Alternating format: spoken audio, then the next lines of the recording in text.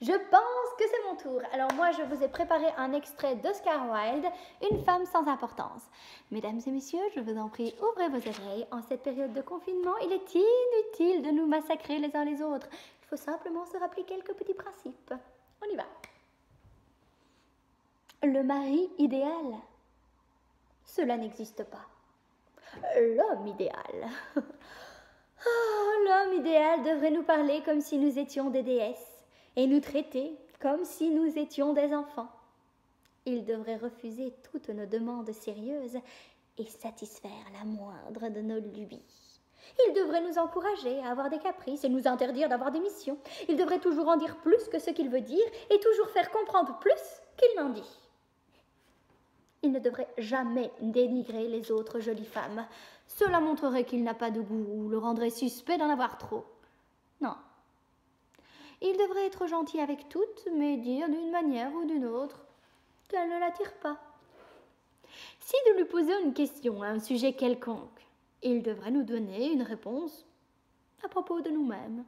Il devrait constamment nous louer pour toutes les qualités qu'il sait que nous n'avons pas.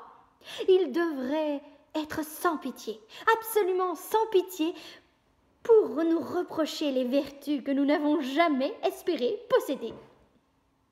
Il ne devrait jamais croire que nous connaissons l'utilité des choses utiles. Cela serait impardonnable.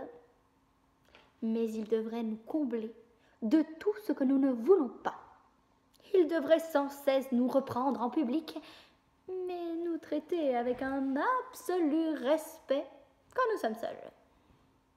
De plus, il devrait toujours être prêt à faire une scène parfaitement affreuse dès que nous en voulons une, et tout de suite devenir malheureux, absolument malheureux.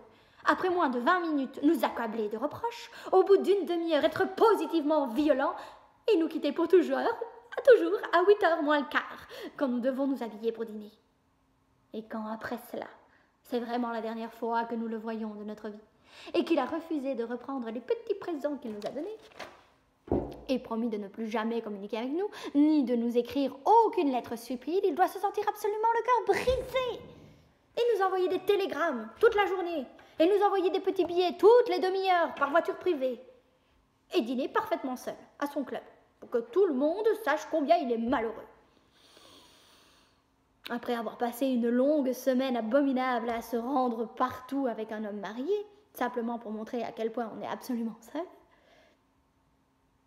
on peut lui accorder une troisième et dernière séparation. Et enfin, si sa conduite a été absolument irréprochable et qu'on a vraiment mal agi envers lui, on devrait l'autoriser à admettre que tout est entièrement de sa faute. Et quand il l'a reconnu, cela devient un devoir de femme de lui pardonner. Et l'on peut recommencer tout cela depuis le début, en variant un peu. Sa récompense, oh, des attentes infinies, c'est bien assez pour lui.